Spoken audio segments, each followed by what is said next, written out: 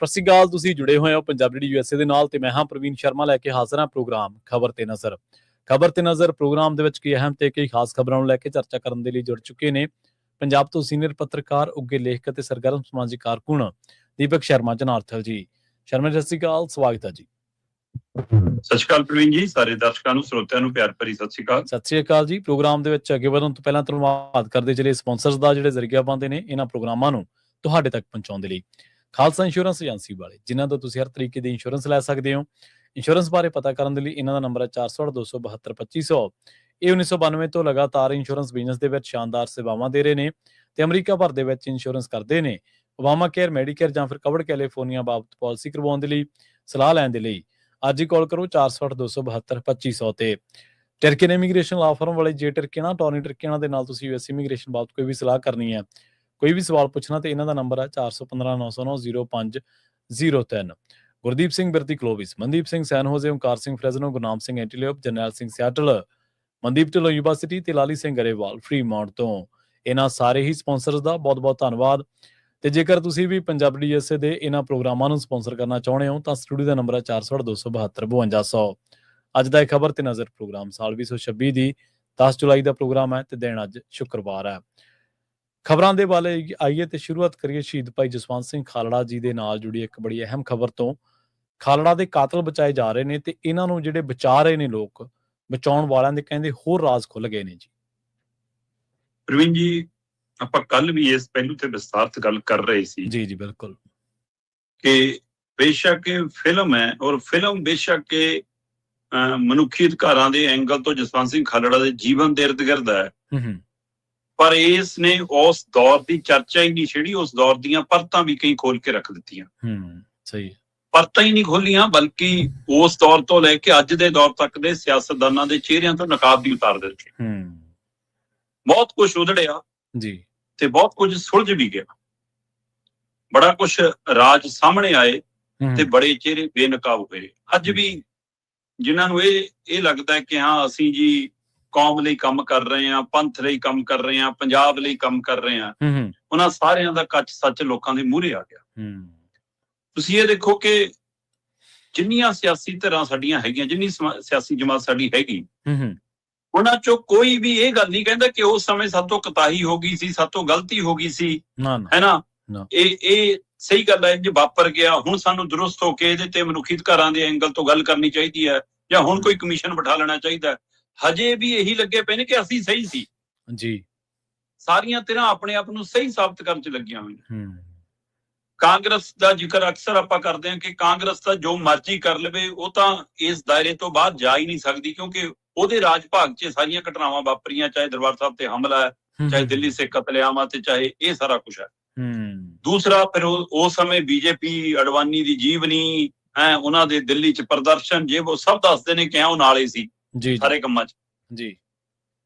ਅਕਾਲੀ ਦਲ, ਬਾਦਲ ਧਿਰ ਦਾ ਇਹ ਸਾਰਾ ਕੁਝ ਸਾਹਮਣੇ ਆ ਜਾਣਾ ਕਿ ਭਾਈ ਪਹਿਲਾਂ ਤਾਂ ਚੋਣ ਮੈਨੀਫੈਸਟੋ 'ਚ ਸ਼ਾਮਿਲ ਕਰਨੀਆਂ ਇਹ ਗੱਲਾਂ, ਹੈ ਨਾ, ਤੇ ਫਿਰ ਮਤਲਬ ਕਿ ਉਹ ਤੋਂ ਬਾਅਦ ਕਮਿਸ਼ਨ ਤੋਂ ਭਗੌੜੇ ਹੋ ਜਾਣਾ, ਬੀਬੀ ਨੂੰ ਕਹਿਣਾ ਨਿਆਣੇ ਪਾਲ ਤੂੰ ਜਾ ਕੇ ਖਾਲੜਾ ਸਾਹਿਬ ਦੀ ਪਤਨੀ ਨੂੰ, ਛੱਡ ਇਹਨਾਂ ਚੱਕਰਾਂ ਤੋਂ ਕੀ ਲੈਣਾ, ਹੈ ਨਾ।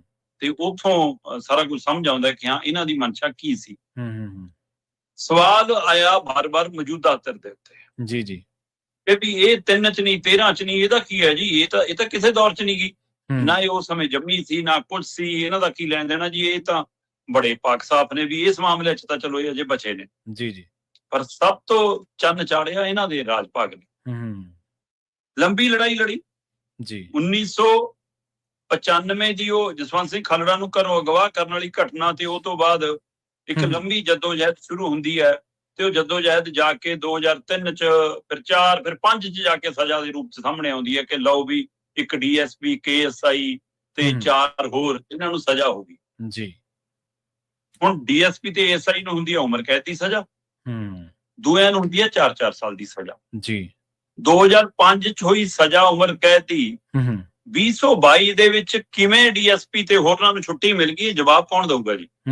ਸਹੀ ਹੈ, ਕਿਉਂਕਿ ਜਦੋਂ ਦੁਬਾਰਾ ਉਸ ਮਸਲੇ ਤੇ ਚਾਰਜੋਈ ਹੋਈ ਤਾਂ ASI ਨੂੰ ਅਦਾਲਤ ਨੇ ਬਰੀ ਕਰਤਾ, ਪਰ DSP ਤੋਂ ਲੈ ਕੇ ਉਹ 4 ਮੁਲਜ਼ਮ, ਉਹ ਜਿਨ੍ਹਾਂ ਨੂੰ 7-7 ਸਾਲ ਦੀ ਸਜ਼ਾ ਹੋਈ ਸੀ, ਉਹਨਾਂ ਦੋਸ਼ੀਆਂ ਨੂੰ ਵੀ ਉਮਰ ਕੈਦ ਦੀ ਸਜ਼ਾ 'ਚ ਬਦਲਤਾ। ਹੁਣ ਇਹ ਉਮਰ ਕੈਦ ਵਾਲੀ ਸਜ਼ਾ ਵਾਲਿਆਂ ਨੂੰ ਤੁਸੀਂ ਰੱਖਦੇ ਕਿਵੇਂ? ਡੀਐਸਪੀ ਸਾਹਿਬ ਜੀ ਖੁੱਲੀ ਜੇਲ੍ਹ 'ਚ ਰਹਿਣਗੇ। ਠੀਕ ਆ, ਅੱਛਾ ਬਈ ਸਰਕਾਰ ਦੇ ਕੀ ਲੱਗਦੇ ਨੇ ਹੋਏ ਜੇ? ਕਿਹੜਾ ਰਿਸ਼ਤਾ ਹੈ ਸਹੀ ਕਿ ਉਹਨਾਂ ਲਈ ਇਹ ਮਿਹਰਬਾਨੀਆਂ ਹੋਈਆਂ? ਚਲੋ, ਉਸ ਤੋਂ ਬਾਅਦ 2019 ਦੇ ਵਿੱਚ ਇੱਕ ਅਰਜੀ ਲਾਈ ਗਈ ਰਾਜਪਾਲ ਕੋਲ ਇਸੇ ਤਰ੍ਹਾਂ ਜੀ, ਤੇ ਰਾਜਪਾਲ ਨੇ ਖਾਰਜ ਕਰਤੀ, ਨਹੀਂ ਜ਼ਮਾਨਤ ਮਿਲੀ, ਗੱਲ ਖਤਮ ਹੋ ਗਈ। ਸੁਖਜਿੰਦਰ ਰੰਧਾਵਾ ਦੇ ਮੰਤਰੀ ਹੁੰਦੇ ਆ, ਉਹਨਾਂ ਕੋਲ ਇੱਕ ਵਾਰ ਪਹੁੰਚ ਕੀਤੀ ਗਈ ਕਿ ਇਹਦੀ ਫਾਈਲ ਅੱਗੇ ਤੋਰੋ ਜੀ, ਆਪਾਂ ਇਹਨੂੰ ਮਾਫ ਕਰਨੀ ਆ ਸਜ਼ਾ। ਸੁਖਜਿੰਦਰ ਰੰਧਾਵਾ ਕਹਿੰਦੇ ਵੀ ਮੈਂ ਇਨਕਾਰ ਕਰਤਾ ਜੀ, ਕਹਿੰਦੇ ਮੇਰੇ ਕੋ ਪਿਆ ਹੋਊਗਾ ਕੇਸ ਸਾਰਾ ਕੁਝ, ਮੈਂ ਨਾ ਕਰਤੀ। ਹੁਣ ਮੇਰਾ ਸਵਾਲ ਇਹ ਹੈ ਕਿ ਜੇ ਉਸ ਸਮੇਂ ਦੀ ਸਰਕਾਰ ਦੇ ਸਮੇਂ ਰਾਜਪਾਲ ਕੋਲ ਇਹ ਪਹੁੰਚ ਹੁੰਦੀ ਹੈ ਜ਼ਮਾਨਤ ਲਈ ਤੇ ਉਹ ਇਨਕਾਰ ਕਰ ਦਿੰਦੇ ਨੇ, ਤੇ ਜੇ ਉਸ ਸਮੇਂ ਦੇ ਜੇਲ੍ਹ ਮੰਤਰੀ ਕੋਲ ਪਹੁੰਚ ਹੁੰਦੀ ਹੈ ਕਿ ਬਈ ਆਪਾਂ ਇਹਦੀ ਸਜ਼ਾ ਮਾਫ ਕਰਨੀ ਹੈ ਤਾਂ ਬੜਾ ਵਧੀਆ ਅੰਦਰ ਰਹਿ ਰਿਹਾ, ਇਹਦਾ ਰਹਿਣ ਸਹਿਣ ਬੜਾ ਵਧੀਆ ਹੈ, ਉਹ ਇਨਕਾਰ ਕਰ ਦਿੰਦਾ ਤਾਂ ਤੋਂ ਇੱਕ ਗੱਲ ਤਾਂ ਸਾਫ਼ ਹੁੰਦੀ ਹੈ ਨਾ ਕਿ ਮਾਮਲਾ ਰਾਜਪਾਲ ਤੋਂ ਲੈ ਕੇ ਉਸ ਸਮੇਂ ਦੀ ਸਰਕਾਰ ਤੱਕ ਜਾਂਦਾ। ਸਹੀ ਹੈ। ਤੇ ਫਿਰ ਮੌਜੂਦਾ ਸਰਕਾਰ ਕਿਵੇਂ ਕਹਿ ਰਹੀ ਹੈ ਸਾਡਾ ਕੋਈ ਲੇਖਾ ਦੇਗਾ ਨਹੀਂ ਡੀਐਸਪੀ ਨੂੰ ਰਿਹਾਈ ਦਾ? ਸਵਾਲ ਤਾਂ ਇਹ ਖੜਾ ਫਿਰ, ਤੁਰਿਆ ਕਿਵੇਂ ਜਾਂਦਾ ਕੇਸ? ਫਿਰ ਸਵਾਲ ਇਹ ਤੋਂ ਅਗਲਾ ਹੋਰ ਸੁਣੋ। ਲੰਘੇ ਕੱਲ ਆਮ ਆਦਮੀ ਪਾਰਟੀ ਦੇ ਬੁਲਾਰੇ ਇਹ ਗੱਲ ਆ ਕੇ ਕਹਿ ਰਹੇ ਸੀ ਕਿ ਜੀ ਇਹ ਤਾਂ ਕੇਂਦਰ ਦਾ ਫੈਸਲਾ ਹੈ। ਠੀਕ ਹੈ, ਇਹ ਤਾਂ ਜੀ ਸੀਬੀਆਈ ਦਾ ਕੇਸ ਹੈ, ਇਸ ਲਈ ਉਹਨਾਂ ਨੇ ਫੈਸਲਾ ਲਿਆ ਜੀ, ਉਹ ਰਿਹਾ ਕਰ ਸਕਦੇ ਨੇ ਜੀ, ਸਾਡੇ ਅਧਿਕਾਰ ਖੇਤਰ ਨਹੀਂ। ਜੇਲ੍ਹ ਕਿਹਦੀ? ਜੇਲ੍ਹ ਮੰਤਰੀ ਕਿਹਦਾ? ਸੂਬਾ ਕਿਹਦਾ? ਸੂਬੇ ਦਾ ਮੁਖੀ ਕੌਣ? ਗ੍ਰਹਿ ਮੰਤਰੀ ਕੌਣ? ਬਿਲਕੁਲ। ਵੈਸੇ ਮੈਂ ਉਸ ਗੱਲ ਤੇ ਵੀ ਆ ਜਾਣਾ, ਪਰ ਮੈਂ ਜੇ ਇਹਨਾਂ ਦੀ ਗੱਲ ਨੂੰ ਬੜੀ ਕਰ ਲਵਾਂ ਕਿ ਵੀ ਕੇਂਦਰ ਨੇ ਫੈਸਲਾ ਲੈ ਲਿਆ, ਤੁਸੀਂ ਜਸਵੰਤ ਸਿੰਘ ਖਾਲੜਾ ਦੇ ਹਮਾਇਤੀ ਹੋ, ਤੁਸੀਂ ਮਨੁੱਖੀ ਅਧਿਕਾਰਾਂ ਦੇ ਹਮਾਇਤੀ ਹੋ ਕਿ ਦੁਸ਼ਮਣ ਹੋ? ਜੇ ਤੁਸੀਂ ਹਮਾਇਤੀ ਸੀ ਤਾਂ ਤੁਸੀਂ 3 ਕਰੋੜ ਲੋਕਾਂ ਦਾ ਮੈਂ ਨੁਮਾਇੰਦਾ ਜੀ, ਤਾਂ ਫਿਰ 3 ਕਰੋੜ ਲੋਕਾਂ ਨੂੰ ਦੱਸਿਆ ਕਿ ਕੇਂਦਰ ਆ ਰਿਹਾ ਕਰਨ ਲੱਗਿਆ ਡੀਐਸਪੀ ਨੂੰ ਜਾਂ ਉਹਨਾਂ ਦੇ ਕਾਤਲਾਂ ਨੂੰ? ਸਹੀ ਹੈ, ਸਹੀ ਹੈ, ਬਿਲਕੁਲ। ਤੁਹਾਡੇ ਸਰਕਾਰ ਦੇ ਵਿੱਚ ਤੁਹਾਡੇ ਸੂਬੇ ਚੋਂ ਆ ਕੇ ਕੋਈ ਕਿਸੇ ਨੂੰ ਛੁੱਟੀ ਦੇ ਦੇਵੇ ਜੇਲ੍ਹ ਚੋਂ, ਤੇ ਫਿਰ ਤੁਸੀਂ ਕਿਹਨੂੰ ਦੱਸਿਆ? ਕੋਈ ਬਿਆਨ ਦਿਖਾ ਦਿਓ ਮੈਨੂੰ, ਕੋਈ ਚਿੱਠੀ ਦਿਖਾ ਦਿਓ ਮੈਨੂੰ, ਕੋਈ ਰੌਲਾ ਦਿਖਾ ਦਿਓ। ਇਹ ਤਾਂ ਫਿਲਮ ਆ ਗਈ ਤਾਂ ਰਾਜ ਖੁੱਲ ਗਿਆ, ਨਹੀਂ ਤਾਂ ਤੁਸੀਂ ਕਰ ਰਹੇ ਸੀ ਸਾਰੀਆਂ ਕੁਝ ਮੌਜਾਂ। ਤੇ ਕੌਣ ਜ਼ਿੰਮੇਵਾਰ ਹੈ ਇਹ ਤੋਂ ਅੱਗੇ ਜੀ? ਹੁਣ ਇਹ ਮਾਮਲਾ ਕਿਸ ਤਰ੍ਹਾਂ ਆਇਆ? ਮਾਮਲਾ ਆਇਆ ਕਿ ਰਾਜਪਾਲ ਕੋਲ 3 ਮਹੀਨਿਆਂ ਦੀ ਫਾਈਲ ਗਈ, 2022 ਦੇ ਇਹ ਸਤੰਬਰ ਅਕਤੂਬਰ ਦੇ ਨੇੜੇ ਦੀ ਗੱਲ ਹੈ ਜੀ। ਸਰਕਾਰ ਇਹਨਾਂ ਦੀ ਆ ਗਈ ਸੀ, ਰਾਜਪਾਲ ਕੋਲ ਚਿੱਠੀ ਚੱਲ ਗਈ ਕਿ ਜੀ ਇਹਨੂੰ ਆਪਾਂ ਜ਼ਮਾਨਤ ਦੇਣੀ ਆ ਜੀ। 3 ਮਹੀਨੇ ਜੇ ਰਾਜਪਾਲ ਫੈਸਲਾ ਲੈਂਦਾ ਤਾਂ ਇੱਕ ਹਾਈ ਕੋਰਟ ਦੇ ਫੈਸਲੇ ਦਾ ਨੂੰ ਆਧਾਰ ਬਣਾ ਕੇ ਕਿ ਜੇ 3 ਮਹੀਨੇ ਰਾਜਪਾਲ ਫੈਸਲਾ ਨਾ ਲਵੇ ਤਾਂ ਜੀ ਉਹਨੂੰ ਸਰਕਾਰ ਉਹਨੂੰ ਨਿੱਜੀ ਤੌਰ ਦੇ ਉੱਤੇ ਜ਼ਮਾਨਤ ਦੇ ਸਕਦੀ ਹੈ। ਫਿਰ ਅਦਾਲਤ ਚੋਂ ਕੇਸ ਪਾਓ ਜੀ, ਲਓ ਜੀ ਇਹਨੂੰ ਸਰਕਾਰ ਦੀ ਸਹਿਮਤੀ ਹੈ ਜੀ, ਜ਼ਮਾਨਤ ਮਿਲ ਗਈ ਜੀ, 1 ਲੱਖ ਦੇ ਨਿੱਜੀ ਮੁਚਲਕੇ ਤੇ ਉਹਨੂੰ ਜ਼ਮਾਨਤ ਦੇਤੀ। ਠੀਕ ਹੈ। ਹੁਣ ਸਵਾਲ ਇਹ ਹੈ ਕਿ ਜਿਹੜਾ ਇਹ ਕਾਨੂੰਨ ਬਣਾਇਆ, ਜਿਹੜੀ ਇਹ ਪਹਿਲੂ ਦਾ ਆਧਾਰ ਲਿਆ ਕਿ 3 ਮਹੀਨੇ ਤੱਕ ਉਹ ਨਹੀਂ ਲੈਂਦਾ, ਸਰਕਾਰ ਇਹ ਫੈਸਲਾ ਲੈ ਲੂਗੀ ਔਰ ਤਦ ਤੱਕ ਉਹਨੂੰ ਜ਼ਮਾਨਤ ਦੇ ਸਕਦੇ ਨੇ ਜਦੋਂ ਤੱਕ ਰਾਜਪਾਲ ਉਸ ਦੇ ਉੱਤੇ ਕੋਈ ਫੈਸਲਾ ਨਹੀਂ ਲੈਂਦਾ ਜੀ।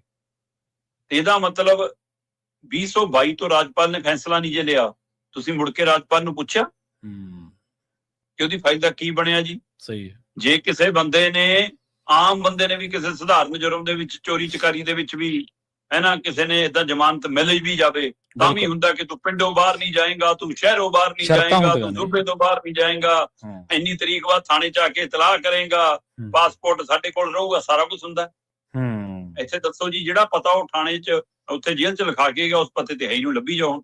ਸਹੀ ਹੈ। ਕੱਲ ਦਾ ਰੌਲਾ ਪੈ ਗਿਆ ਤਾਂ ਹੁਣ ਤੁਸੀਂ ਲੱਭਦੇ ਫਿਰਦੇ ਉਹਨੂੰ। ਉਹ ਤੋਂ ਵੀ ਅਗਲਾ ਪਹਿਲੂ, ਅਜੇ ਰਾਜਪਾਲ ਵੱਲੋਂ, ਪੰਜਾਬ ਦੇ ਗਵਰਨਰ ਹਾਊਸ ਵੱਲੋਂ ਕੋਈ ਅਧਿਕਾਰਤ ਜਾਣਕਾਰੀ ਨਹੀਂ ਆਈ। ਠੀਕ ਹੈ। ਪਰ ਜੋ ਸਾਡੇ ਕੋਲ ਮੀਡੀਆ ਅਦਾਰਿਆਂ ਕੋਲ ਜਾਣਕਾਰੀ ਪਹੁੰਚੀ, ਉਹ ਇਹ ਪਹੁੰਚੀ ਕਿ ਰਾਜਪਾਲ ਜੀ ਕਹਿੰਦੇ ਕਿ ਮੇਰੇ ਰਿਕਾਰਡ 'ਚ ਤਾਂ ਕੋਈ ਫਾਈਲ ਹੀ ਨਹੀਂ ਆਈ ਕਦੇ। ਅੱਛਾ, ਕਮਾਲ। ਜੇ ਰਾਜਪਾਲ ਕੋਲ ਫਾਈਲ ਗਈ ਹੋ ਨਹੀਂ, ਫਿਰ ਇਹ ਝੂਠਾ ਖੇਲ ਰਚਾਇਆ ਕਿ ਜੀ 3 ਮਹੀਨੇ ਦੀ ਫਾਈਲ ਪੈਂਡਿੰਗ ਪਈ ਹੈ ਇਸ ਲਈ ਅਸੀਂ ਤਾਂ ਦਿੱਤੀ, ਜਾਂ ਥੱਲੇ ਅਧਿਕਾਰੀ ਟੂ ਅਧਿਕਾਰੀ ਖੇਲ ਹੋਇਆ ਕਿ ਉੱਪਰ ਜਾਣੇ ਇਹਨਾਂ ਤੋਂ ਥੱਲੇ ਹੀ ਰਿਕਾਰਡ 'ਚ ਦੱਬ ਕੇ ਰੱਖ ਲਓ ਫਾਈਲ ਤੇ ਦਿਖਾਓ ਜੀ, ਇਹ ਦੇਖੋ ਜੀ ਸਾਡੇ ਕੰਨੀ ਰਾਜਪਾਲ ਨੂੰ ਭੇਜੀ ਵੀ ਸੀ। ਜੋ ਵੀ ਹੋਵੇ, ਇਹਦਾ ਮਤਲਬ ਤੁਸੀਂ ਹਰ ਹਿੱਲੇ ਡੀਐਸਪੀ ਨੂੰ ਜਾਂ ਜਸਵੰਤ ਖਾਲੜਾ ਦੇ ਕਾਤਲਾਂ ਨੂੰ ਜੇਲੋਂ ਬਾਹਰ ਰੱਖਣਾ ਚਾਹੁੰਦੇ ਸੀ ਜੀ। ਸਹੀ ਹੈ। ਇੱਕ ਹੋਰ ਗੱਲ ਗੌਰ ਕਰੋ, ਲੰਘੇ ਦਿਨੀ ਲਾਰੈਂਸ ਬਿਸ਼ਨੋਈ ਵਾਲਾ ਮੁੱਦਾ ਦੁਬਾਰਾ ਉੱਠਿਆ। ਹਾਂਜੀ ਹਾਂਜੀ। ਤੇ ਉਹਦੇ ਵਿੱਚ ਉਹ ਖਰੜ ਜੇਲ੍ਹ ਵਾਲਾ, ਖਰੜ ਥਾਣੇ ਵਾਲਾ ਮਾਮਲਾ ਆਉਂਦਾ ਕਿ ਜੀ ਉੱਥੇ ਜੀ ਇੰਟਰਵਿਊ ਕਰਾਤੀ। ਹਾਂਜੀ ਹਾਂਜੀ। ਕੌਣ ਫਸ ਰਿਹਾ ਸੀ ਉਹਦੇ ਵਿੱਚ? ਫੌਜਦਾਰ, ਮੁਨਸ਼ੀ, ਸਿਪਾਹੀ, ਹੈ ਨਾ। ਅਦਾਲਤ ਨੇ ਮਾਰੀਆਂ ਝਾੜਾਂ ਕਿ ਵੀ ਇਹਨਾਂ ਦਾ ਐਡਾ ਬੜਾ ਲੈਵਲ ਹੋ ਗਿਆ ਕਿ ਇਹੋ ਜਿਹੇ ਬੰਦੇ ਦੀਆਂ ਵੀ ਇੰਟਰਵਿਊ ਕਰਾ ਦੇਣਗੇ। ਸਹੀ ਹੈ। ਫਿਰ ਥਾਣੇਦਾਰ ਦਾ ਤੱਕ ਆ ਗਏ, ਫਿਰ ਡੀਐਸਪੀ ਤੱਕ ਆ ਗਏ।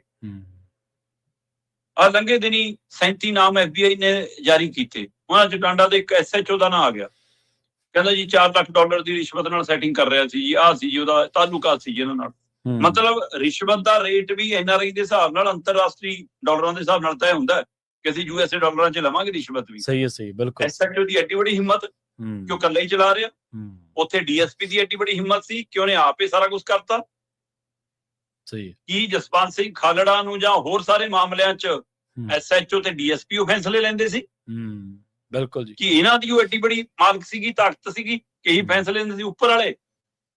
ਸਹੀ ਹੈ। ਗੌਰ ਕਰਕੇ ਦੇਖੋ ਪ੍ਰਵੀਨ ਜੀ, ਸਾਰੇ ਮਾਮਲਿਆਂ ਚ ਲਗਭਗ 1-2 ਮਾਮਲੇ ਨੇ ਜਿਨ੍ਹਾਂ ਚ SP ਤੱਕ ਗਏ ਹੋਣਗੇ ਜੀ।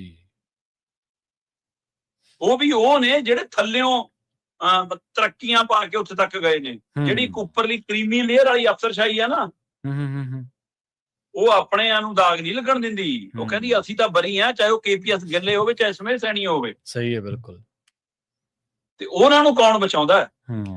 ਤੇ ਉਹ ਤੇ ਸਰਕਾਰਾਂ ਇਹ ਮਿਲ ਕੇ ਖੇਡਦੀਆਂ। ਇਸ ਲਈ ਅਫਸਰਸ਼ਾਹੀ ਨੂੰ ਬਚਾਉਂਦੀ ਕਿਵੇਂ, ਉਹਦਾ ਵੀ ਪ੍ਰਗਟਾਵਾ। ਰਾਜਪਾਲ ਦੇ ਨਾਂ ਤੇ ਜੋ ਖੇਡ ਹੋਇਆ ਉਹਦਾ ਵੀ ਪ੍ਰਗਟਾਵਾ।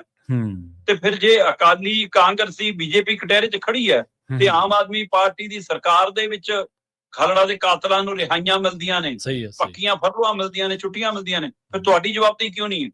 ਤੁਸੀਂ ਕਟਹਿਰੇ 'ਚ ਕਿਉਂ ਨਹੀਂ ਗਏ? ਇਸ ਮਸਲੇ 'ਚ ਫਿਰ ਚੁੱਪ ਨੇ। ਕੇਂਦਰ ਤੋਂ ਲੈ ਕੇ ਸੂਬਾ ਸਰਕਾਰ ਤੱਕ ਹੁਣ ਚੁੱਪ ਹੈ। ਜੀ ਬਿਲਕੁਲ।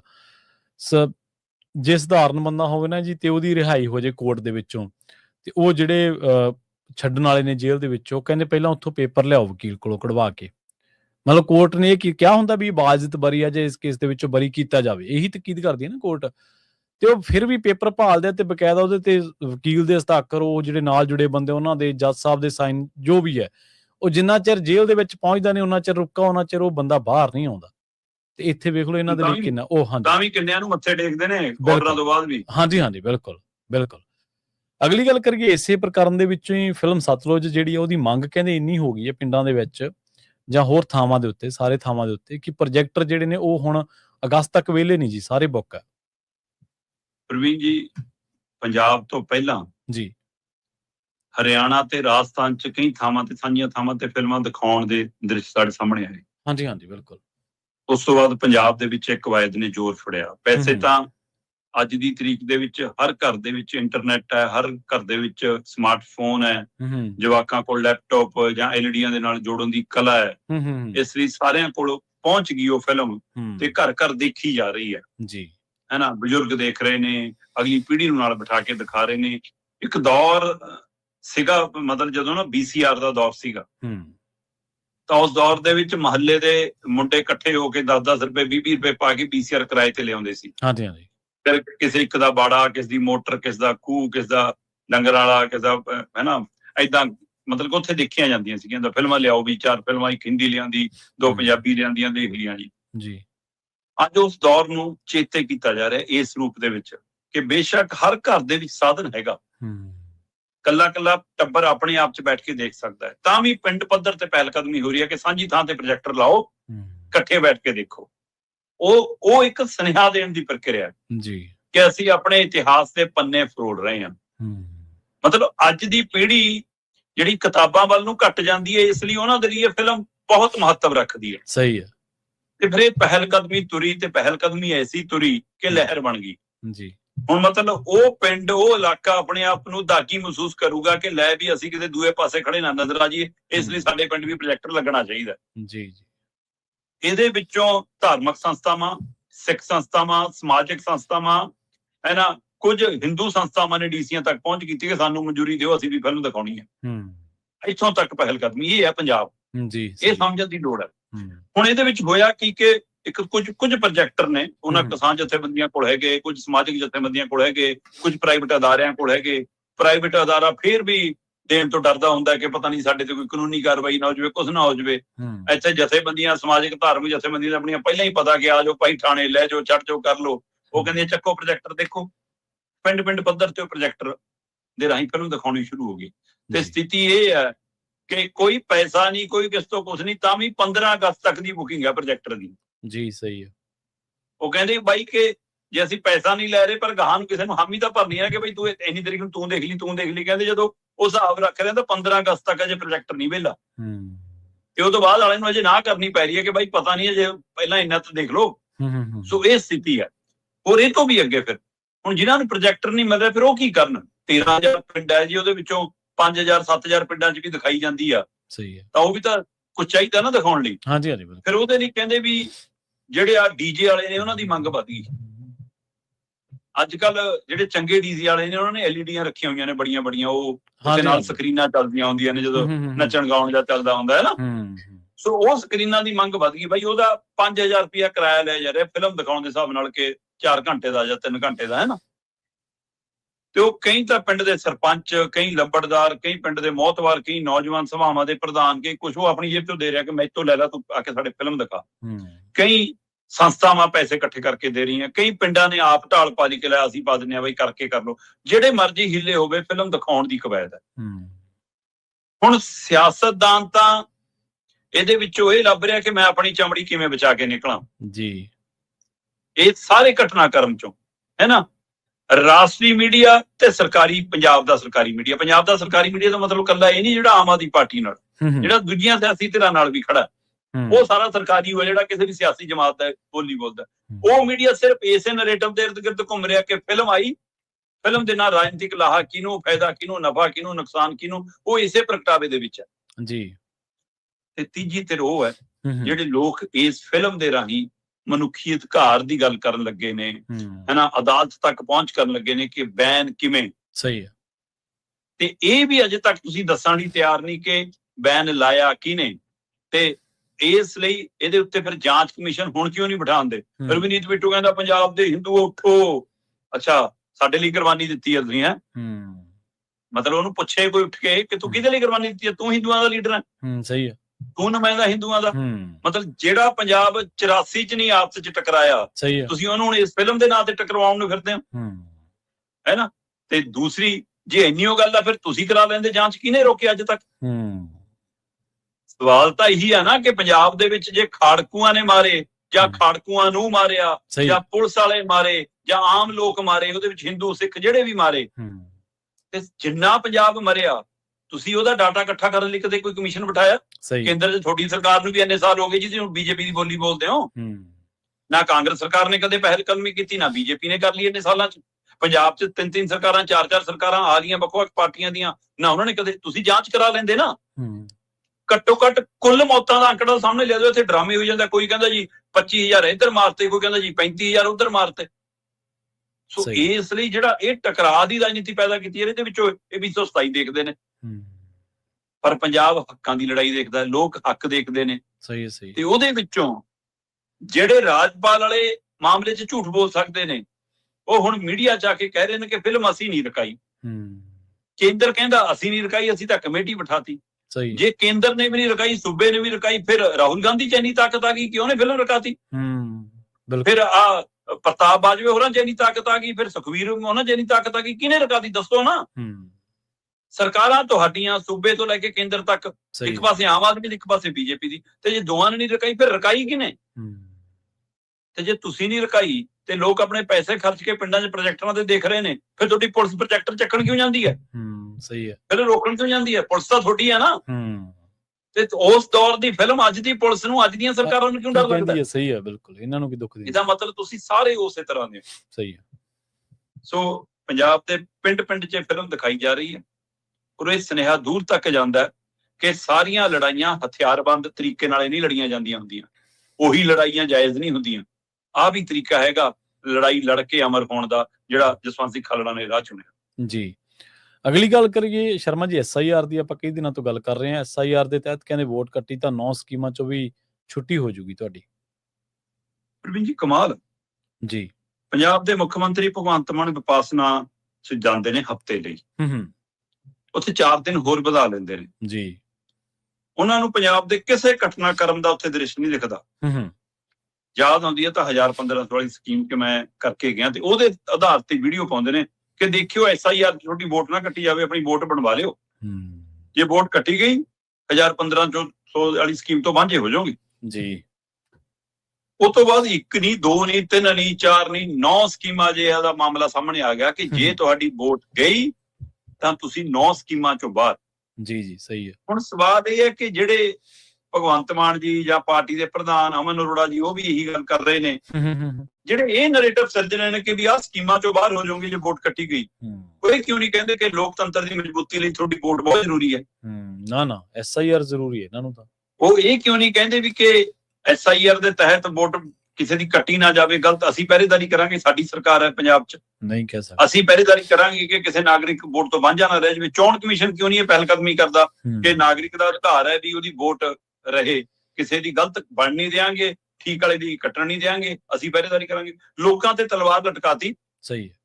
ਤੁਸੀਂ ਇਹ ਨਹੀਂ ਕਹਿੰਦੇ ਕਿ ਆਪਣਾ ਨੁਮਾਇੰਦਾ ਚੁਣਨ ਦੇ ਲਈ ਤੁਹਾਡੀ ਵੋਟ ਜ਼ਰੂਰੀ ਹੈ, ਇਹ ਨਹੀਂ ਕਹਿੰਦੇ ਤੁਹਾਡੀ ਸਰਕਾਰ ਬਣਾਉਣ ਦੇ ਲਈ ਤੁਹਾਡੀ ਵੋਟ ਜ਼ਰੂਰੀ ਹੈ। ਤੁਸੀਂ ਕਹਿੰਦੇ ਹੋ ਸਕੀਮਾਂ 'ਚ ਬਣੇ ਰਹਿਣ ਲਈ ਤੁਹਾਡੀ ਵੋਟ ਜ਼ਰੂਰੀ ਹੈ। ਤੁਸੀਂ ਉਹਨੂੰ ਉਸੇ ਐਨਕ ਜੋ ਦਿਖਾਉਣਾ ਚਾਹੁੰਦੇ ਹੋ ਕਿ ਜਿੱਚੋਂ ਉਹਨੂੰ ਹਰਾ ਦਿਖੇ। ਤੁਸੀਂ ਕਮਾਲ ਦੀ ਰਾਜਨੀਤੀ ਦੇਖੋ ਕੈਸੀ ਹੈ। SIR ਦੇ ਤਹਿਤ ਕਹਿੰਦੇ ਜੀ ਜੇ ਵੋਟ ਕੱਟੀ ਗਈ ਤਾਂ 1015 ਵਾਲੀ ਸਕੀਮ 'ਚੋਂ ਤੁਸੀਂ ਬਾਹਰ ਹੋ ਜਾਓਗੇ ਜੀ। SIR ਦੇ ਤਹਿਤ ਜੇ ਤੁਹਾਡੀ ਵੋਟ ਕੱਟੀ ਗਈ ਤਾਂ ਤੁਸੀਂ 10 ਲੱਖ ਵਾਲੇ ਜਿਹੜਾ ਉਹ ਸਿਹਤ ਬੀਮਾ ਯੋਜਨਾ ਉਹ ਤੋਂ ਬਾਹਰ ਹੋ ਜਾਓਗੇ। ਅੱਜ ਆਪਾਂ ਇਹ ਗੱਲ ਨਹੀਂ ਕਰਨੀ ਕਿ ਉਹ ਕਿੰਨਾ ਕੁ ਸਹੀ ਕਾਰਡ ਹੈ, ਕਿੰਨਾ ਕੁ ਨਹੀਂ, ਕਿੰਨਾ ਕੁ ਚੱਲਦਾ ਹੈ, ਕਿੰਨਾ ਕੁ ਨਹੀਂ ਚੱਲਦਾ। ਆਪਾਂ ਸਿਰਫ ਇਸ ਆਧਾਰ ਤੇ ਕਿ ਫਿਰ ਤੁਹਾਡਾ ਉਹ ਕਾਰਡ ਵੀ ਨਹੀਂ ਬਣਨਾ। ਇਹ ਤਾਂ 2 ਸਕੀਮਾਂ ਉਹ ਨੇ ਜਿੱਚੋਂ ਸਿੱਧੇ ਤੁਸੀਂ ਬਾਹਰ ਹੁੰਦੇ ਹੋ। ਸਹੀ ਹੈ। ਇਹ ਤੋਂ ਬਿਨਾਂ 7 ਸਕੀਮਾਂ ਹੋਰ ਨੇ ਜਿਹੜੀਆਂ ਜਿਹਦੇ ਉੱਤੇ ਸਿੱਧਾ ਅਸਰ ਪੈਂਦਾ। ਬੇਸ਼ੱਕ ਉਹਦੇ ਵਿੱਚ ਵੋਟਰ ਕਾਰਡ ਮੁੱਖ ਦਸਤਾਵੇਜ਼ ਨਹੀਂ ਹੈ, ਉਹਦੇ ਵਿੱਚ ਹੋਰ ਬਦਲਵੇਂ ਦਸਤਾਵੇਜ਼ ਵੀ ਚੱਲ ਸਕਦੇ ਨੇ, ਪਰ ਜਦੋਂ ਧਰਾਤਲ ਤੇ ਲੋਕ ਕੰਮ ਕਰਾਉਣ ਜਾਂਦੇ ਨੇ ਤਾਂ ਉਹ ਕਹਿੰਦੇ ਬਾਈ ਵੋਟਰ ਕਾਰਡ ਹੈ ਤਾਂ ਇਹ ਯੋਜਨਾ ਦਾ ਤੂੰ ਹਿੱਸੇਦਾਰ ਆ, ਨਹੀਂ ਤੇਰੀ ਛੁੱਟੀ ਹੈ। ਉਹਦੇ ਵਿੱਚੋਂ ਸਭ ਤੋਂ ਵੱਡਾ ਬੁਢਾਪਾ ਪੈਨਸ਼ਨ, ਜਿਹੜੇ ਮਤਲਬ 65 ਸਾਲ ਤੋਂ ਉੱਪਰ ਬਜ਼ੁਰਗਾਂ ਨੂੰ, 58 ਸਾਲ ਤੋਂ ਉੱਪਰ ਔਰਤਾਂ ਨੂੰ 1500 ਦੇ ਕਰੀਬ ਬੁਢਾਪਾ ਪੈਨਸ਼ਨ ਮਿਲਦੀ ਆ। ਉਹ ਤਾਂ ਮਿਲੂਗੀ ਜੇ ਤੁਹਾਡੀ ਵੋਟ ਹੈਗੀ। ਇਸ ਲਈ SIR 'ਚ ਜੇ ਵੋਟ ਕੱਟੀ ਗਈ ਤਾਂ ਤੁਹਾਡੀ ਉਹ ਯੋਜਨਾ ਚੋਂ ਵੀ ਤੁਸੀਂ ਬਾਹਰ। ਫਿਰ ਇਸੇ ਤਰ੍ਹਾਂ ਵਿਧਵਾ ਪੈਨਸ਼ਨ, ਇਸੇ ਤਰ੍ਹਾਂ ਅਪਾਹਜ ਅਪੰਗ ਨੂੰ ਜਿਹੜੀ ਪੈਨਸ਼ਨ ਮਿਲਦੀ ਹੈ ਉਹ ਤੋਂ ਵੀ ਵਾਂਝੇ ਹੋ ਜਾਓਗੇ ਜੇ ਤੁਹਾਡੀ ਵੋਟ ਕੱਟੀ ਗਈ। Ration card, smart ration card ਕਹਿੰਦੇ ਜੀ ਜੇ ਸਸਤਾ ਰਾਸ਼ਨ ਜਾਂ ਮੁਫਤ ਰਾਸ਼ਨ ਜੇ ਲੈਣਾ ਤਾਂ ਉਹਦੇ ਲਈ ਵੋਟ ਜ਼ਰੂਰੀ ਹੈ ਤਾਂ ਤੁਹਾਨੂੰ ਮਿਲੂਗੀ। ਬੇਸ਼ੱਕ ਤੁਸੀਂ ਭਾਰਤ ਦੇ ਨਾਗਰਿਕ ਉਹ ਨਹੀਂ ਹੋ, ਮੈਂ ਤਾਂ ਨਾਗਰਿਕ ਸਾਬਤ ਕਰਨਾ ਵੀ ਉਹਦਾ ਸਵਾਲ ਖੜਾ ਕਰਤਾ। ਸਹੀ ਹੈ। ਤੇ ਇਸ ਲਈ ਜੇ ਵੋਟਰ ਨਹੀਂ ਤਾਂ ਤੁਹਾਡੇ ਲਈ ਇਹ ਸਹੂਲਤ ਵੀ ਨਹੀਂ, ਫਿਰ ਚਾਹੇ ਭੁੱਖੇ ਰਹਿ ਜਾਓ। ਉਹਨਾਂ ਨੂੰ ਤਾਂ ਵੋਟਰ ਨੂੰ ਇੰਨਾ ਕਿ ਜਿਉਂਦਾ ਰੱਖਣਾ ਨਾ ਕਿ ਵੋਟ ਪਾਈ ਜਾਵੇ ਉਹ। ਸੋ ਉਹ ਕਹਾਣੀ ਜਿਹੜੀ ਮੁਰਗੇ ਵਾਲੀ ਕਿ ਪਹਿਲਾਂ ਖੰਭ ਵੀ ਨੋਚ ਲੈ ਫਿਰ ਦਾਣਾ। ਸੋ ਇਸ ਲਈ ਰੁਜ਼ਗਾਰ ਦੇ ਨਹੀਂ ਰਹੇ ਤੁਸੀਂ ਅਗਲੀ ਪੀੜ੍ਹੀ ਨੂੰ, ਤੇ ਤੁਸੀਂ ਇਸ ਦਾਣੇ ਦੇ ਰਾਹੀਂ ਵੋਟਾਂ ਇਕੱਠੀਆਂ ਕਰਕੇ। ਸੋ ਇਹ ਵੀ ਗੱਲ ਹੈਗੀ ਉਹਦੇ ਵਿੱਚੋਂ। ਫਿਰ ਉਹ ਵੀ ਗਏ ਸਮਾਰਟ ਰਾਸ਼ਨ ਕਾਰਡ ਵਾਲੇ। ਫਿਰ ਇੱਕ ਆਸ਼ੀਰਵਾਦ ਯੋਜਨਾ, ਉਹ ਬਾਦਲਾਂ ਦੇ ਟਾਈਮ ਖੂਬ ਚਰਚਾ ਚੱਲਦੀ ਸੀ ਕਿ ਬਈ ਕੁੜੀਆਂ ਲਈ, ਵਿਆਹ ਵਾਲੀਆਂ ਕੁੜੀਆਂ ਲਈ ਸ਼ਗਨ ਸਕੀਮ ਸ਼ੁਰੂ ਕਰਤਾ ਤੇ ਕੁੜੀਆਂ ਦੇ ਵਿਆਹ ਵੀ ਹੋ ਗਏ, ਨਿਆਣੇ ਵੀ ਹੋ ਗਏ, ਗਾਂ ਉਹ ਵੀ ਪੜ੍ਹ ਲਿਖ ਕੇ ਅਜੇ ਤੱਕ ਸ਼ਗਨ ਨਹੀਂ ਆਇਆ। ਚਲੋ ਆਪਾਂ ਅੱਜ ਇਹ ਨਹੀਂ ਗੱਲ ਕਰਦੇ ਕਿ ਹੁਣ ਮਿਲਦਾ ਨਹੀਂ ਮਿਲਦਾ, ਕਿੰਨਾ ਮਿਲਦਾ। 51,000 ਦੀ ਸ਼ਗਨ ਸਕੀਮ ਹੈ। ਉਹਦੇ ਲਈ ਮਾਨਤਾ ਵੀ ਤਾਂ ਹੈ ਜੇ ਕੁੜੀ ਦੇ ਮਾਂ-ਬਾਪ ਦੀ ਵੀ ਵੋਟ ਹੈਗੀ ਹੈ। ਜੇ ਮਾਂ-ਬਾਪ ਤੋਂ ਇੱਕ ਦੀ ਵੀ ਵੋਟ ਕੱਟੀ ਗਈ ਫਿਰ ਵੀ ਨਹੀਂ ਮਾਨਤਾ, ਤਾਂ ਤੁਸੀਂ ਸ਼ਗਨ ਸਕੀਮ ਤੋਂ ਵੀ ਵਾਂਝੇ ਹੋ। ਫਿਰ ਇੱਕ ਹੈਗਾ ਕਿ ਖੁਦਾ ਨਾ ਖਾਸਤਾ ਕੋਈ ਹਾਦਸਾ ਹੋ ਜਾਵੇ ਤਾਂ ਪ੍ਰਸ਼ਾਸਨ ਵੱਲੋਂ ਤੁਰੰਤ 20,000 ਦੀ ਮੁੱਢਲੀ ਸਹਾਇਤਾ ਦੇ ਤੌਰ ਤੇ ਪਰਿਵਾਰ ਨੂੰ ਇੱਕ ਰਾਸ਼ੀ ਦਿੱਤੀ ਜਾਂਦੀ ਹੈ ਜੀ। ਉਹ 20,000 ਦੇ ਵੀ ਤੁਸੀਂ ਤਾਂ ਹੱਕਦਾਰ ਹੋਵੋਗੇ ਜੇ ਤੁਹਾਡੀ ਵੋਟ ਹੋਊਗੀ। ਜੇ ਵੋਟ ਨਹੀਂ ਫਿਰ ਬੰਦੇ ਦੀ ਜਾਨ ਜਾਵੇ, ਉਹਨਾਂ ਨੂੰ ਕੋਈ ਮਤਲਬ ਨਹੀਂ। ਸੋ ਇਸ ਲਈ ਆਹ ਜਿਹੜਾ ਸਾਰਾ ਕੁਝ ਵੋਟ ਦੀ ਐਨਕ ਚੋਂ ਦੇਖਣ ਦੀ ਤਰੀਕਾ ਤੁਰਿਆ ਤਾਂ ਸੂਬੇ ਦੇ ਵਸਨੀਕ ਹੋਣਾ ਹੁਣ ਤੁਹਾਡਾ ਮਸਲਾ ਨਹੀਂ, ਵੋਟ ਹੋਣਾ ਮਸਲਾ ਹੈ। ਜਦੋਂ ਕਿ ਵੋਟ ਦੇ ਵਿੱਚ ਵੀ ਖੇਲਾ ਹੈ ਕਿ ਸਾਡੀਆਂ ਦੀਆਂ ਕੱਟੀਆਂ ਜਾਣਗੀਆਂ, ਬਾਹਰਲਿਆਂ ਦੀਆਂ ਬਣਨਗੀਆਂ। ਇਸ ਲਈ ਪਿੰਡ ਪੱਧਰ ਤੇ ਪਹਿਰੇਦਾਰ ਦੀ ਲੋੜ ਆ। ਆਪਾਂ ਲਗਾਤਾਰ ਗੱਲ ਕਰਦੇ ਹਾਂ ਕਿ ਵੋਟ ਦਾ ਮਹੱਤਵ, ਤੁਹਾਡਾ ਸਹੀ ਨੁਮਾਇੰਦਾ ਸਹੀ ਸਰਕਾਰ ਚੁਣ ਲਈ ਹੈ। ਇਹ ਯੋਜਨਾਵਾਂ ਤਾਂ ਆਪ ਤੁਹਾਡੇ ਮਗਰ ਤੁਰ ਆਉਣਗੀਆਂ। ਪਹਿਲਾਂ ਤੁਸੀਂ ਉਸ ਲੋਕਤੰਤਰ ਦੀ ਮਜ਼ਬੂਤੀ ਦੇ ਲਈ ਵੋਟ ਤੇ ਪਹਿਲ ਕਦਮੀ ਕਰੋ। ਚਲੋ ਇਹ ਜ਼ਬਾਨ ਨਹੀਂ ਸਹੀ, ਸਰਕਾਰਾਂ ਵੋਟ ਦਾ ਪ੍ਰਚਾਰ ਤਾਂ ਕਰ ਰਹੀਆਂ ਕਿ ਵੋਟ ਬਣਵਾ ਲਓ, ਪਰ ਉਹ ਤੁਹਾਡਾ ਨੁਕਤਾ ਮੈਨੂੰ ਬਹੁਤ ਚੰਗਾ ਲੱਗਿਆ ਵੀ ਸਰਕਾਰਾਂ ਵੋਟ ਦਾ ਪ੍ਰਚਾਰ ਤਾਂ ਕਰ ਰਹੀਆਂ ਪਰ ਇਹ ਨਹੀਂ ਕਹਿ ਰਹੀਆਂ ਕਿ ਡੈਮੋਕ੍ਰੇਸੀ 'ਚ ਤੁਹਾਡਾ ਯੋਗਦਾਨ ਜ਼ਰੂਰੀ ਹੈ। ਉਹ ਸਕੀਮਾਂ ਦਾ ਲਾਲਚ ਦੇ ਰਹੀਆਂ ਨੇ ਜੀ। ਅਗਲੀ ਗੱਲ ਕਰੀਏ ਕਾਂਗਰਸ ਦੀ। ਸ਼ਰਮਾ ਜੀ, ਕਾਂਗਰਸ ਦੋ ਫਾੜਾ ਜਾਂ ਇਕਜੁੱਟ? ਕਹਿੰਦੇ ਫੈਸਲਾ ਵੀ ਹੁਣ ਨੇੜੇ ਹੀ ਆ ਜੀ ਇਹਨਾਂ ਦਾ। ਦੇਖੋ, ਤੈਅ ਸੀਗਾ ਕਿ ਤੀਜੀ ਮੀਟਿੰਗ ਕਰਕੇ ਬਾਗੀ ਧੜੇ ਨੇ ਤੈਅ ਕਰ ਲਿਆ ਸੀਗਾ ਕਿ ਅਸੀਂ ਜੀ ਹੁਣ 2 ਨੁਮਾਇੰਦਿਆਂ ਨੂੰ ਆਪਣਿਆਂ ਨੂੰ ਭੇਜਾਂਗੇ ਭਪੇਸ਼ ਬਘੇਲ ਨਾਲ ਗੱਲਬਾਤ ਕਰਨ। ਠੀਕ ਹੈ ਜੀ। ਉਹ 2 ਨੁਮਾਇੰਦਿਆਂ ਚ ਲਗਭਗ ਤੈਅ ਹੋਇਆ ਸੀ ਸੁਖਜਿੰਦਰ ਰੰਧਾਵਾ ਤੇ ਰਾਣਾ ਗੁਰਜੀਤ। ਪਰ ਇਹਨਾਂ ਨੇ ਸ਼ਰਤ ਰੱਖੀ ਕਿ ਵੀ ਅਸੀਂ ਕਾਂਗਰਸ ਭਵਨ 'ਚ ਵੀ ਨਹੀਂ ਮੀਟਿੰਗ ਕਰਨੀ ਭੁਪੇਸ਼ ਬਘੇਲ ਨਾਲ, ਜੀ ਜੀ, ਤੇ ਉਸ ਬੈਠਕ ਦੇ ਵਿੱਚ ਰਾਜਾ ਵੜਿੰਗ ਵੀ ਨਹੀਂ ਹੋਊਗਾ। ਠੀਕ ਹੈ ਜੀ, ਤੇ ਕਹਿੰਦੇ ਜੀ ਇਹ ਗੱਲਾਂ ਸਿਰੇ ਨਹੀਂ ਚੜੀਆਂ ਤੇ ਨਤੀਜਾ ਹੋਇਆ ਕਿ ਬੈਠਕ ਟੁੱਟ ਗਈ। ਠੀਕ ਹੈ ਜੀ, ਤੇ ਟੁੱਟਣ ਤੋਂ ਬਾਅਦ ਰੌਲਾ ਪੈ ਗਿਆ ਕਿ ਲੈ ਵੀ ਹੁਣ ਆਰ ਪਾਰ ਹੋ ਜਾਣਾ ਕੰਮ। ਇੰਨੀ ਦੇਰ ਦੇ ਵਿੱਚ ਕਹਿੰਦੇ ਕਿ ਹਾਈ ਕਮਾਂਡ ਦਾ ਸੁਨੇਹਾ ਚੰਨੀ ਧੜੇ ਨੂੰ ਜਾਂ ਚਰਨਜੀਤ ਚੰਨੀ ਨੂੰ ਆ ਗਿਆ, ਖੜਗੇ ਹੋਰਾਂ ਵੱਲੋਂ, ਪ੍ਰਿਯੰਕਾ ਗਾਂਧੀ ਹੋਰਾਂ ਵੱਲੋਂ, ਕਿ ਬਘੇਲ ਨੂੰ ਮਿਲੋਗੇ ਤਾਂ ਅਸੀਂ ਗੱਲ ਕਰਾਂਗੇ, ਨਹੀਂ ਅਸੀਂ ਵੀ ਗੱਲ ਨਹੀਂ ਕਰਨੀ। ਠੀਕ ਹੈ, ਅੱਛਾ। ਹੁਣ ਇਹ ਫੈਸਲੇ ਦਾ ਘੜੀ ਸੀਗੀ, ਜਿਹੜੇ ਕਹਿੰਦੇ ਸੀ ਕਿ ਰਾਹੁਲ ਦੇ ਸਿਪਾਹੀ ਆ, ਅਸੀਂ ਰਾਹੁਲ ਤੋਂ ਬਾਹਰ ਨਹੀਂ, ਤੇ ਮਤਲਬ ਹਾਈ ਕਮਾਂਡ ਨੇ ਕੋਰਾ ਇਨਕਾਰ ਕਰਤਾ। ਆਪਾਂ ਪਹਿਲਾਂ ਹੀ ਗੱਲ ਕਰਦੇ ਆ ਰਹੇ 2 ਦਿਨਾਂ ਤੋਂ ਕਿ ਭੁਪੇਸ਼ ਬਘੇਲ ਨਹੀਂ ਬੋਲ ਰਹੇ, ਉਹਦੇ ਅੰਦਰ ਕੋਈ ਬੋਲ ਰਿਹਾ। ਜਦ ਤੱਕ ਥੱਪੜਾ ਉਧਰੋਂ ਸੀਗਾ ਕਿ ਇਸ ਵਾਰ ਨਹੀਂ। ਸਹੀ ਹੈ। ਚਾਹੇ ਅੰਦਰ ਜਾ ਕੇ ਮੀਟਿੰਗ 'ਚ ਮਤਲਬ ਇੱਕ ਵਾਰ ਬਾਇਆ ਬਘੇਲ ਹੋ ਕੇ ਦਿੱਲੀ ਜਾ ਕੇ ਪੁੱਗ ਜਵੇ ਚੰਨੀ ਦੀ, ਪਰ ਜਿਹਦੇ ਹੁਣ ਅਸਾਰ ਘਟਦੇ ਨਜ਼ਰ ਆ ਰਹੇ ਨੇ। ਸਹੀ ਹੈ, ਬਿਲਕੁਲ, ਹੈ ਨਾ। ਪਰ ਤਾਂ ਵੀ ਮਤਲਬ ਕਿ ਹਾਈ ਕਮਾਂਡ ਨੇ ਦਿਖਾਇਆ ਕਿ ਨਹੀਂ ਹੁਣ ਅਸੀਂ ਪਿੱਛੇ ਹਟਣ ਵਾਲੇ ਨਹੀਂਗੇ, ਹੁਣ ਅਸੀਂ ਆਪਣੀ ਮਰਜ਼ੀ ਨਾਲ ਫੈਸਲੇ ਲਵਾਂਗੇ। ਉਹਦੇ ਵਿੱਚ ਉਹਨਾਂ ਨੇ ਕਿਹਾ ਵੀ ਕਿ ਬਘੇਲ ਨੂੰ ਮਿਲੋ। ਹੁਣ ਬਘੇਲ ਨੂੰ ਮਿਲਣ ਦਾ 2 ਬੰਦੇ ਨੇ ਤਾਂ ਫੈਸਲਾ ਕਰ ਲਿਆ ਸੀ, ਪਰ ਉਹ ਸ਼ਰਤ ਆਧਾਰ ਤੇ ਸਿਰੇ ਨਹੀਂ ਚੜਿਆ। ਹੁਣ ਚੰਨੀ ਨੂੰ ਵੀ ਹੁਕਮ ਆ ਗਿਆ, ਤੇ ਦੇਰ ਰਾਤ ਮੈਨੂੰ ਜਾਣਕਾਰੀ ਮਿਲੀ ਕਿ ਚਰਨਜੀਤ ਚੰਨੀ ਵੀ ਅੱਜ ਮਿਲਣ ਜਾਣਗੇ ਭੁਪੇਸ਼ ਬਘੇਲ ਜੀ। ਅੱਛਾ, ਹੁਣ 1 ਨਹੀਂ 3 ਨੁਮਾਇੰਦੇ ਜਾਣਗੇ। ਫਿਲਹਾਲ ਇਹੀ ਹੈ ਕਿ 3 ਨਾਲ ਭੁਪੇਸ਼ ਬਘੇਲ ਮੁਲਾਕਾਤ ਕਰਨਗੇ। ਹੋ ਸਕਦਾ ਉਹ ਹੁਣ ਰਾਣਾ ਗੁਰਜੀਤ ਦੇ ਘਰੇ ਹੀ ਹੋ ਜਾਵੇ, ਸ਼ਾਇਦ ਚੰਡੀਗੜ੍ਹ 'ਚ ਜਿਹੜਾ ਉਹਨਾਂ ਦਾ MLA ਵਾਲਾ ਟਿਕਾਣਾ ਜਾਂ ਉਹ ਉੱਥੇ ਕਿਤੇ ਮੇ ਵੀ ਹੋ ਸਕਦਾ। ਹੁਣ ਦੇਖਣ ਵਾਲੀ ਗੱਲ ਇਹੀ ਹੈ ਕਿ ਇਹਦੇ ਵਿੱਚ ਰਾਜਾ ਵੜਿੰਗ ਬੈਠੂ, ਪ੍ਰਤਾਪ ਬਾਜਵਾ ਬੈਠੂ, ਜਾਂ ਫਿਰ 4 ਜਣੇ ਹੋਣਗੇ, 3 ਇਸ ਧੜੇ ਦੇ ਤੇ 1 ਭੁਪੇਸ਼ ਬਘੇਲ ਜੀ। ਸਹੀ ਹੈ। ਸੋ ਅੱਜ ਲਗਭਗ ਫੈਸਲਾ ਹੋ ਜਾਊਗਾ ਜੀ ਇਸ ਮੀਟਿੰਗ ਦੇ ਹਵਾਲੇ ਨਾਲੇ ਕਿ ਚੰਨੀ ਹੋਰਾਂ ਧੜਾ ਇਸੇ ਤਨਖਾਹ ਤੇ ਕੰਮ ਕਰੂਗਾ ਜਾਂ ਨਵੀਂ ਤਨਖਾਹ ਵਾਧਾ ਹੋ ਜਾਊਗਾ ਉਹਨਾਂ ਦਾ ਜੋ ਚਾਹੁੰਦੇ ਨੇ, ਜਾਂ ਫਿਰ ਉਹ ਕੋਈ ਨਵਾਂ ਰਾਹ ਅਖਤਿਆਰ ਕਰਨਾ ਪਊਗਾ, ਦੁਫਾੜ ਜਾਂ ਇਕਜੁੱਟ 100।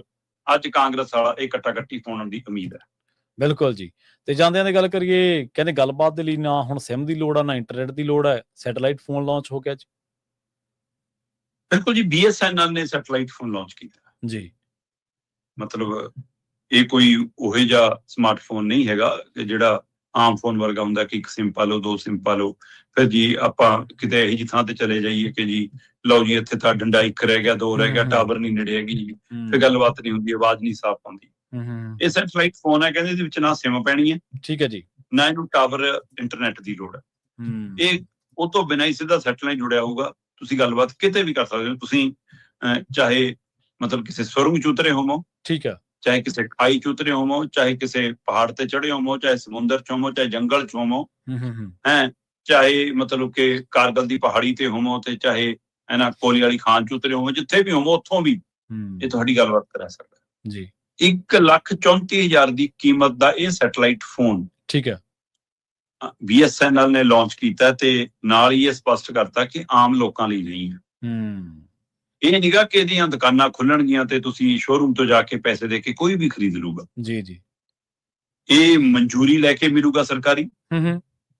ਇਹ ਫੌਜੀਆਂ ਦੇ ਲਈ, ਖਾਸ ਮਿਸ਼ਨ ਤੇ ਜਾਣ ਵਾਲੇ ਲੋਕਾਂ ਦੇ ਲਈ, ਸਮੁੰਦਰੀ ਖਾੜੀ ਜਾਂ ਇਹਨਾਂ ਖੇਤਰਾਂ 'ਚ ਕਿਤੇ ਜੰਗਲਾਂ ਦੇ ਵਿੱਚ ਕਿਸੇ ਪ੍ਰੋਜੈਕਟ ਤੇ ਜਾਣ ਵਾਲਿਆਂ ਲਈ, ਜਿੱਥੇ ਮਤਲਬ ਕਿ ਟਾਵਰ ਸਿਮ ਸਾਥ ਛੱਡ ਜਾਂਦੇ ਨੇ, ਇੰਟਰਨੈਟ ਸਾਥ ਛੱਡ ਜਾਂਦਾ ਹੈ, ਨੈਟਵਰਕ ਸਾਥ ਛੱਡ ਜਾਂਦਾ ਹੈ, ਉੱਥੇ ਲਈ ਜਿਹੜੇ ਲੋਕ ਖਾਸ ਉਹਦੇ ਤੇ ਹੋਣਗੇ ਉਹਨਾਂ ਨੂੰ ਮਨਜ਼ੂਰੀ ਤਹਿਤ ਤੇ ਫੋਨ ਮਿਲੂਗਾ ਜਾਂ ਉਹ ਮਨਜ਼ੂਰੀ ਤਹਿਤ ਖਰੀਦ ਸਕਣਗੇ।